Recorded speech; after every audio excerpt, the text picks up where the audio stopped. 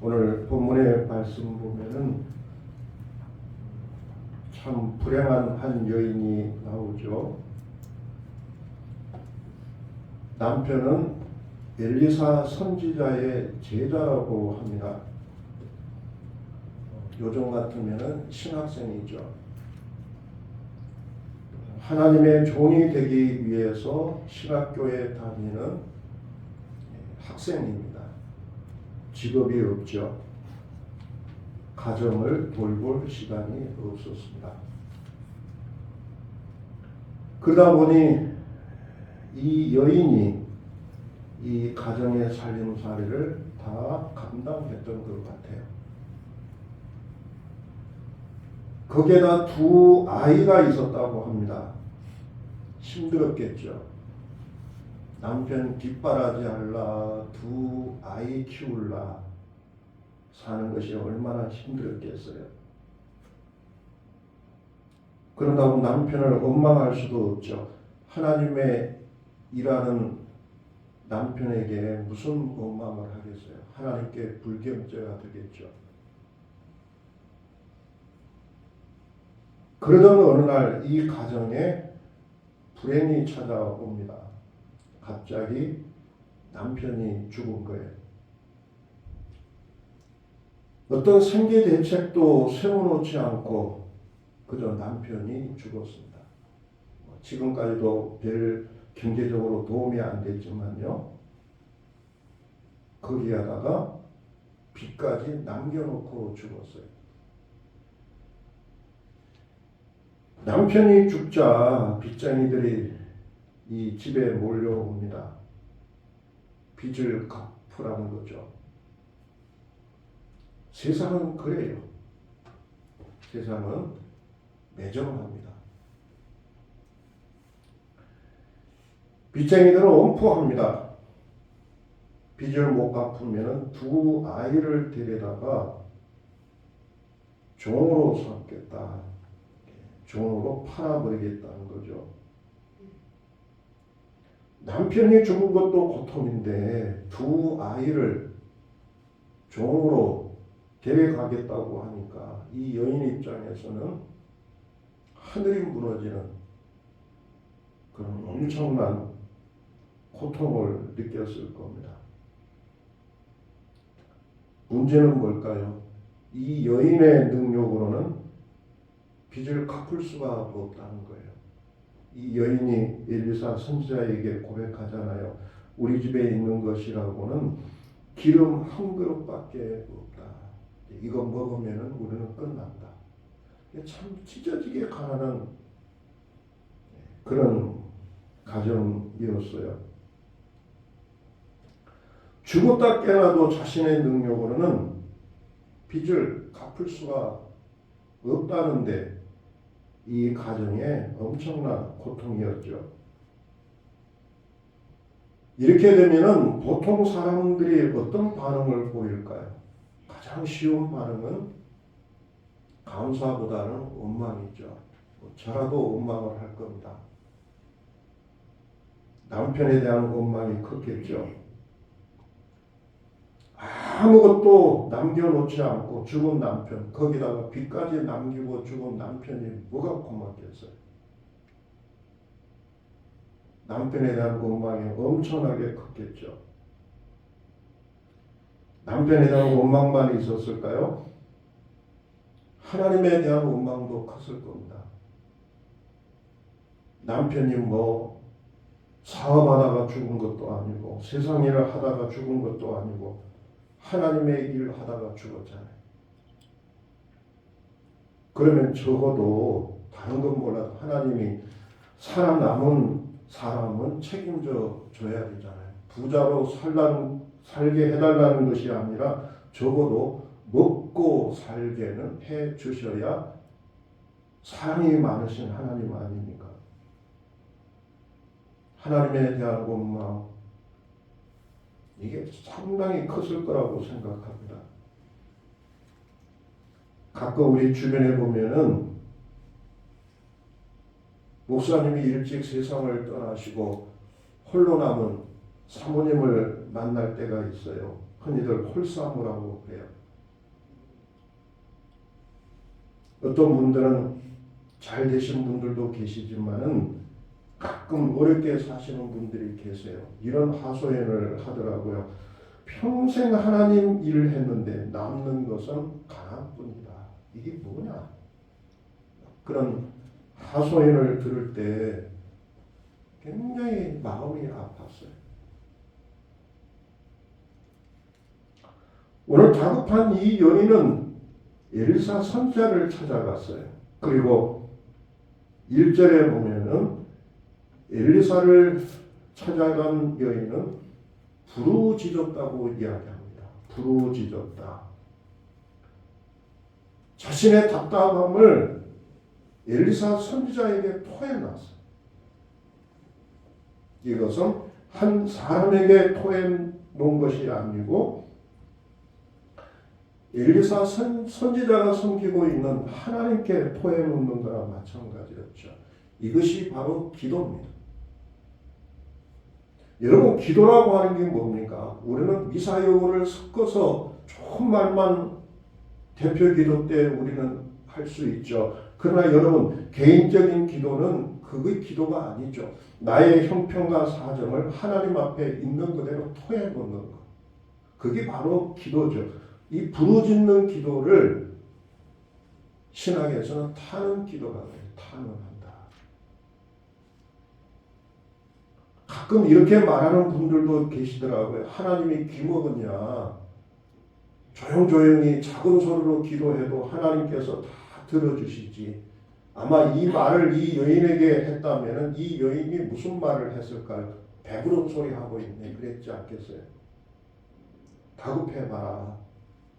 조용조용히 기도가 되나? 부르짖을 수밖에 없죠. 1절에 보면은 이 여인이 이렇게 부르짖었다 그러잖아요. 당신의 종 나의 남편. 당신의 종 나의 남편. 나의 남편도 되지만은 당신의 제자라는 거죠. 당신의 제자 아니냐. 당신의 종이 남편이 여호와 하나님을 경외하는 줄은 당신이 아시는 바입니다. 우리 남편이 하나님 잘 섬기고 또 하나님의 종이 되겠다고 신학교에 신학생이 된 거 당신도 잘 알고 있지 않느냐. 그 말이죠.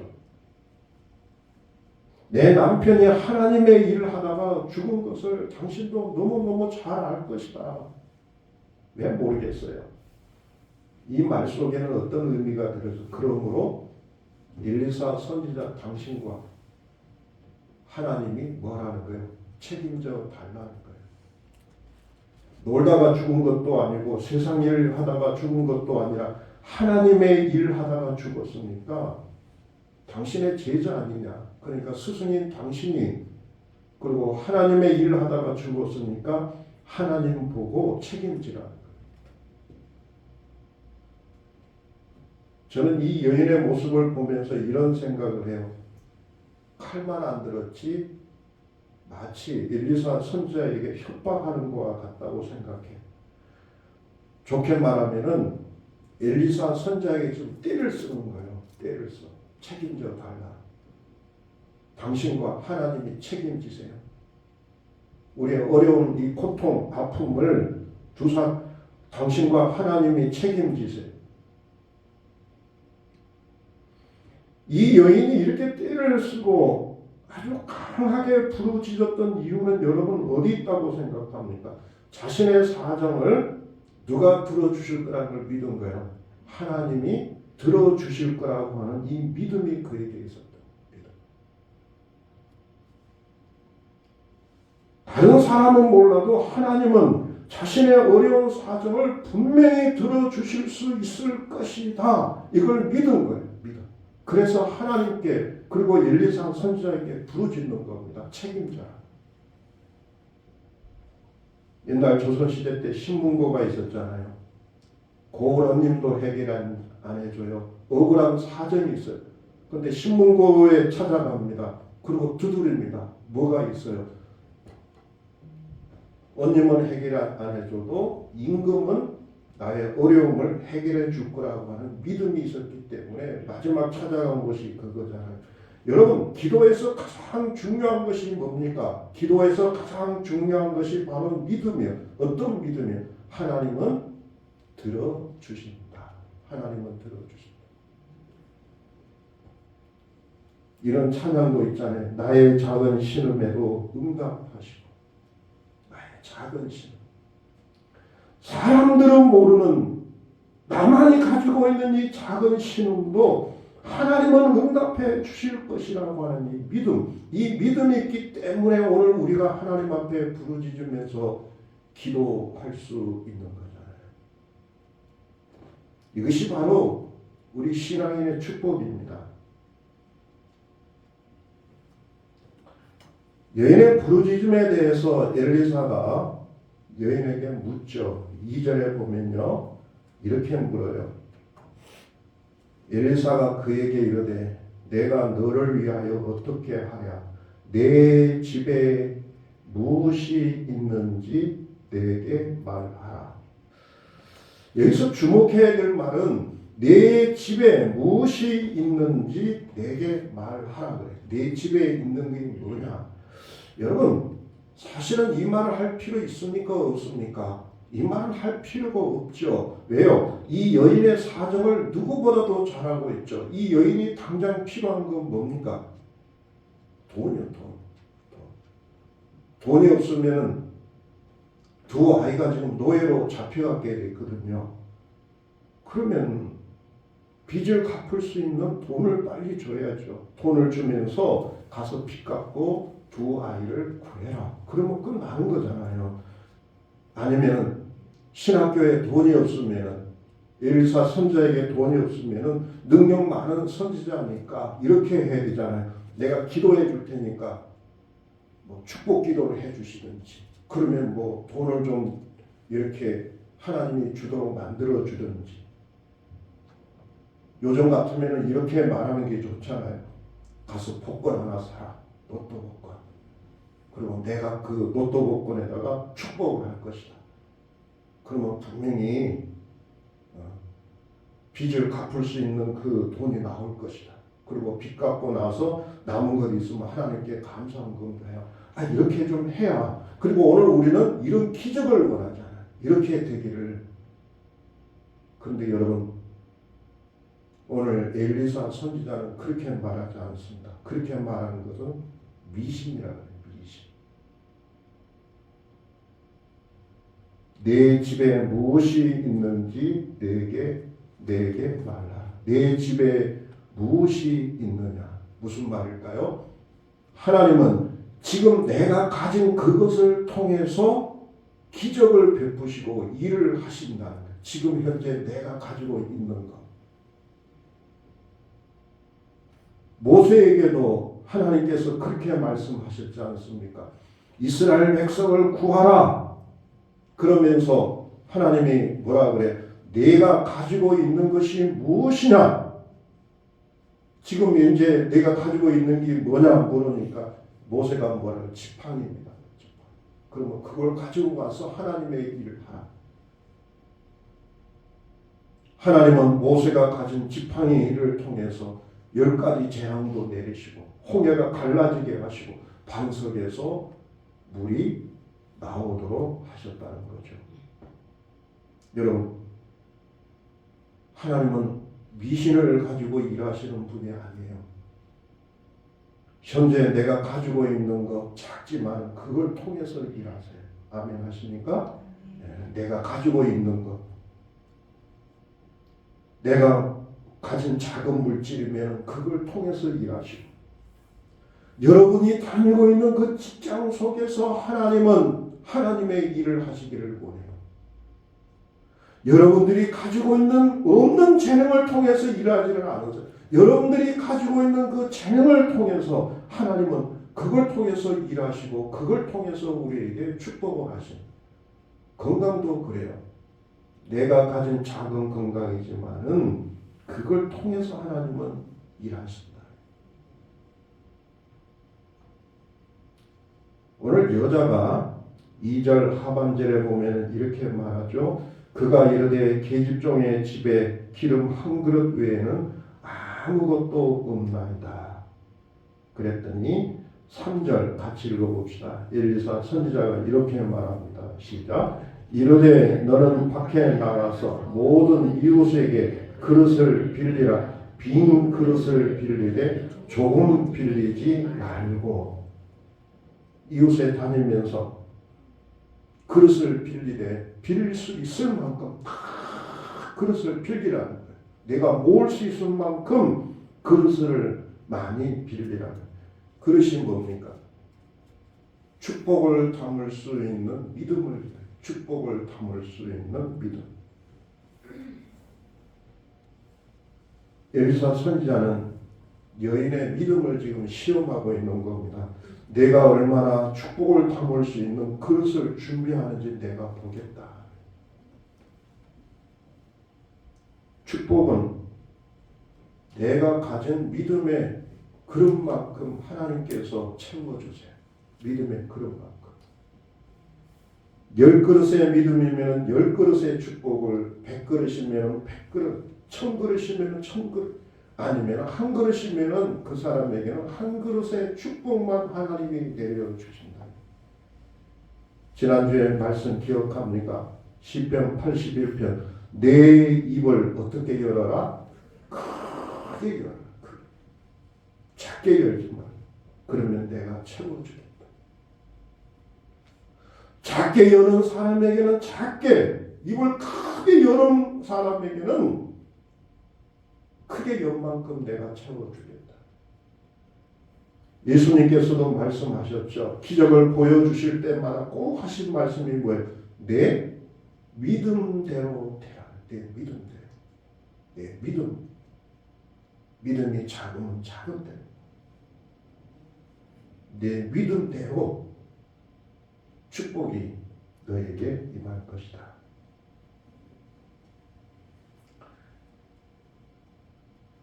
큰 믿음을 다른 말로 하면은 거룩한 욕심이라고 말할 수 있습니다. 뭐라고요? 거룩한 욕심. 오늘 우리에게는 이 거룩한 욕심이 필요해요. 나의 욕망이 아니라 하나님께 품는 이 거룩한 욕심. 하나님, 내가 헌금을 하고 싶은데 돈이 없습니다. 나에게 이런 일할 수 있는 직장을 주시면은 하나님의 일을 할 수 있는 그런 직장을 나에게 주시옵소서. 그게 거룩한 욕심이죠. 예수님께서도 제자들에게 말씀하잖아요. 한 번도 이스라엘을 벗어나 본 적이 없는 그 깡촌 갈릴리 출신 제자들에게 뭐라고 비전을 주십니까? 어디까지 나가라? 땅끝까지 이르러. 너희들이 머물고 있는 여기에서만 만족하지 말고 땅끝까지 이르러 내 증인이 되라. 말씀대로 베드로는 로마까지 가잖아요. 한 번도 베드로를 갈릴리 호수를 벗어나 본 적이 없는 베드로가 당시의 대제국 로마에 가서 복음을 전하는 어마어마한 큰 그릇으로 변화되지 않습니까? 오늘 특별히 우리 젊은 사람들은 큰 믿음을 품을 수 있기를 바랍니다. 큰 믿음. 저는 지금까지 기억한 참 너무 감동적인 영화 중에 시네마 천국이라고 있어요. 어린아이가 시골에서 영상기를 돌려요. 할아버지 밑에서 내가 이 영상기 돌리는 직업을 가질래요. 그랬더니 그 할아버지가 그래요. 아니다. 너는 여기 있으면 안 된다. 로마로 가라. 로마. 너무 감동적이었어. 그 아이가 이제 부모를 떠나서 로마로 떠나자. 다음에는 대성공해서 자기 고향에 다시 돌아오는 이야기, 시네마 천국이에요. 아마 할아버지가 자기 할아버지가 아니고 그냥 마을의 할아버지거든요. 그래, 여기서 내 조수하면서 밥 먹고 살아라. 그렇게 했더라면 어떻게 했을까요? 그냥 거기에 머물다가 죽었을 거예요. 너는 로마로 가라. 꿈을 심어주잖아요. 큰 믿음입니다. 오늘 여러분 자녀들을 위해서도 기도할 때 이 기도할 수 있기를 바랍니다. 큰 믿음, 큰 그릇을 가져라. 하나님이 그래야 내게 큰 복을 심어주실 것이다. 오늘 여러분 손주들을 위해서도 기도할 때 이 기도할 수 있기를 바랍니다. 비록 나는 이렇게 살았지만 우리 손주만큼은 큰 믿음의 그릇으로 살아갈 수 있기를 바랍니다. 그릇을 빌릴 수 있을 만큼 빌리는 그런 믿음을 갖게 하소서. 얼마나 멋있는 기도입니까? 그 다음에 엘리사 선지자가 부탁을 하죠. 명령입니다. 너는 내 두 아들과 함께 들어가서 뭐 하라 그래? 문을 닫으라 그래. 문을 닫으라. 방에 들어가거든 문을 닫아라. 아마도 여인이, 이 가난한 여인이 집집마다 이웃 사람들의 그릇을 빌리러 다니니까 동네에서는 야단이 났던 것 같아요. 도대체 저 집에 무슨 일이 있기에 그릇을 저렇게 빌리나. 아마 사람들이 몰려왔지 않겠어요? 엘리사 선지자는 사람들이 보지 않는 방에 들어가서 그리고 문을 열고 하지 말고 문을 닫으라. 여러분 문이라고 하는 게 뭡니까? 세상과 하나님께 집중하는 장소를 뭐 하는 거예요? 분리하는, 구분하는 그 장치가 문이에요. 문을 닫으라는 거예요. 세상 소리가 들려오지 않도록. 휴대폰 광고에 그런 문구가 있죠. 또 다른 세상과 만날 때 잠시 휴대폰을 꺼두셔도 좋습니다. 저는 이것을 골방 기도라고 생각해요. 골방 기도. 너는 기도할 때 내 골방에 들어간 문을 닫고 은밀한 중에 계신 내 아버지께 기도하라. 은밀한 중에 보시는 내 하나님께서 아버지께서 갚으시리라. 문을 닫고 오늘 여러분 하나님을 바라볼 수 있는 공간을 우리가 만들 수 있기를 바랍니다. 그릇만 준비해갖고는 안 돼요. 기도가 있어야 돼요. 그 기도는 뭡니까? 세상과 구별되는 그 공간을 내가 만들어야 돼요. 오늘 여러분 한 주간 살면서 기도할 시간이 정말로 있었음에도 없었다면 적어도 예배 시간 10분, 15분 전에 나와서 고요히 하나님을 만나는 그런 공간을 여러분들이 만드세요. 하나님께서 여러분의 빈 그릇에 놀라운 축복을 내려주실 줄로 믿습니다. 기적이 일어나죠. 5절, 6절.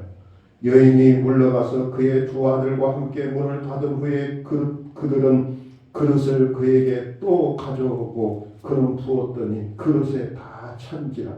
여인이 아들에게 이르되 내 그릇을 내게로 가져오라 하니 아들이 이르되 다른 그릇이 없나이다 하니 그 기름이 곧 그쳤더라. 빌려온 그릇에 기름을 부어도 나오고 무슨 말입니까? 하나님은 째째하게 주시는 분이 아니에요. 감질나게 주시는 분이 아니라는 거예요. 풍성하게 채워주시는 우리 하나님. 풍성하신 하나님. 누가복음 6장입니다. 후이되어 누르고 흔들어 넘치도록 하여 너희에게 안겨주리라. 흔들어서 조금이라도 더 주시려고 하시는 분이 하나님의 놀라운 축복이에요. 그릇마다 기름이 다 차니까 여인이 아들에게 물었다 그러잖아요. 이제 그릇이 없느냐? 이제 다 채웠습니다. 그릇이 없습니다. 저는 이 장면을 읽을 때 이 여인이 어떤 생각을 했어요? 여러분 한번 상상을 해보세요. 다 채우고 나서 이제 그릇이 더 이상 채울 만한 그릇이 없으니까 이 여인은 어떤 생각을 했을까요? 다 같이 뭐라고 했을까요? 아무 생각이 안 나옵니까? 이럴 줄 알았으면 더 빌려올 걸. '이럴 줄 알았으면 20세기 교회를 움직인 100권의 책이라고 하는 그 책에 보면요. 제목이 그래요. 당신의 하나님은 너무 작다. 당신의 하나님은 너무 작다. 이 말은 하나님이 작다는 말이 아니라 오늘 우리가 인간이 하나님을 너무 작게 생각한다는 거예요. 내 생각 속에 하나님을 가두고 있다는 거예요. 창조주 하나님, 전지전능하신 하나님, 세상의 주인이 되신 우리 하나님을 내 생각 속에 가둬요. 우물안 개구리처럼. 오늘 여러분, 내 인생의 크기를 좀 크게 하나님 비전을 품고 하나님 앞에 빈 그릇들을 많이 준비할 수 있기를 바랍니다. 기억하세요. 하나님의 능력이 없어서가 아니라요. 우리가 그릇을 준비하지 못하니까 하나님께서 채울 수 없는 것 아닙니까? 빈 그릇을 준비합시다. 그리고 기도합시다. 하나님 도와주시옵소서. 올 한 해도 이런 놀라운 기적이 우리 가운데 임하실 줄로 믿습니다.